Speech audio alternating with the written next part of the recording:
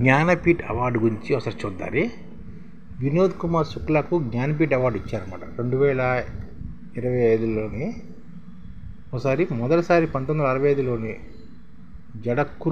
జడక్కుర్జల్ అనే కవితా సంకలనం వెలువరించిన మలయాళ కవికి జి శంకర్ కురుప్కి మొదటిసారి జ్ఞానపీఠ్ అవార్డు ఇచ్చారన్నమాట.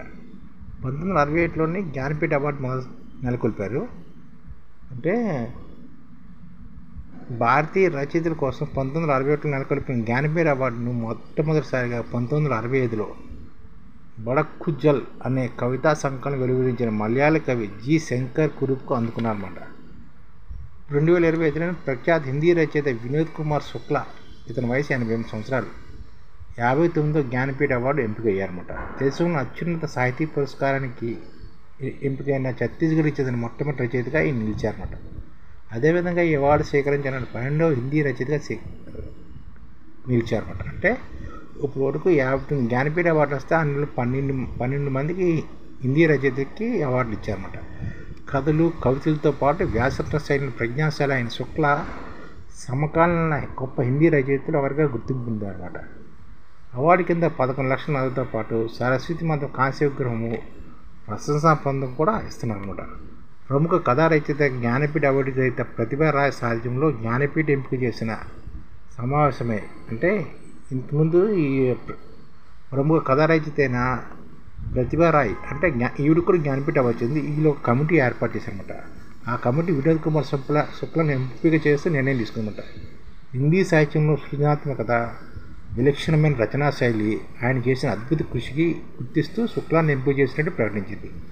ఈ సమావేశంలో కమిటీ సభ్యులు మాధవ్ కౌశిక్, దామోదర్ మౌజో, ప్రభాకర్ వర్మ, అనామిక, ఏ కృష్ణారావు, ప్రఫుల్ శిలేదారు, జానకి ప్రసాద్ శర్మతో పాటు కమిటీ డైరెక్టర్ మధుసూదన్ ఆనంద్ కూడా ఉన్నారన్నమాట.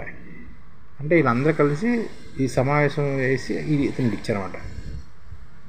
ఈ ప్రత్యేక జ్ఞానపీఠ అవార్డు ఎంపుతానని దాన్ని ఎన్నడూ అనుకోలేదు. నీ మాటలో చెప్పడం ఆనందంగా ఉందని ఈ రచనా వ్యాసంగం ఏకపైన కొనసాగిస్తారని, ముఖ్యంగా చిన్నాలకు శాసన చేస్తారనేది వినోద్ కుమార్ శుక్లా స్పందించారన్నమాట.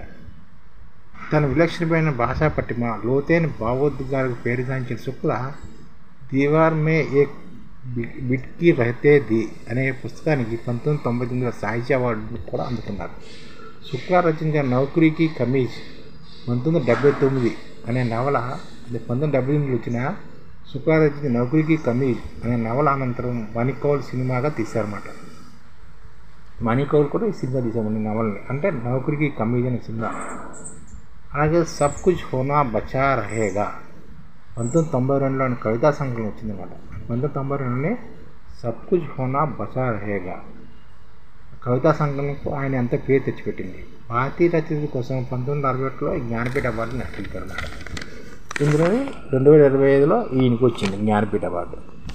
ఈ విధంగా జరుగుతుందన్నమాట. ఈ ఛానల్ ముఖ్య ఉద్దేశం ఏంటంటే, మన తెలుగు రాష్ట్రాల్లో 1 కోటి మందికి సంఘటిత రంగాల్లో ఏ విధంగా ఉద్యోగాలు ఇవ్వవచ్చు, కనీస నెల జీతం 30,000 వరకు ఏ విధంగా ఇవ్వవచ్చు, ఏ విధంగా చేస్తే ఉద్యోగాలు సృష్టించబడతాయో వివరిస్తూ ఈ ఛానల్లో వీడియోలు వస్తాయి. అలాంటి వీడియోలు మీకు కావాలంటే మన ఐడిఎఫ్ భాస్కర్ ఛానల్ని సబ్స్క్రైబ్ చేసుకోండి. ఐడిఎఫ్ అంటే ఇండియన్ డెవలప్మెంట్ ఫోర్స్. ఈ వీడియోలు చూసిన తర్వాత మీకు నచ్చితే లైక్ చేయండి, మీ ఫ్యామిలీ మెంబర్స్కి షేర్ చేయండి, మరియు మీ ఫ్రెండ్స్కి షేర్ చేయండి. Thank you. నమస్కారం.